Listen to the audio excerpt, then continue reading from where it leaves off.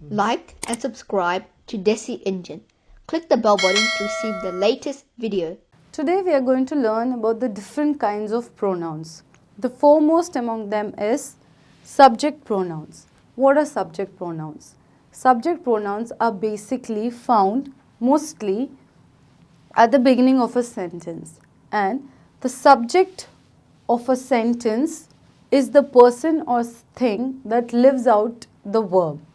For example, I owe that person $3,000. Here, the subject pronoun is I. It is found at the beginning of the sentence and it lives out the action owe. That is, owe someone a debt of $3,000. Let's do another sentence. To him, I must now pay my children's college funds. Here, the subject pronoun is not found at the beginning of the sentence.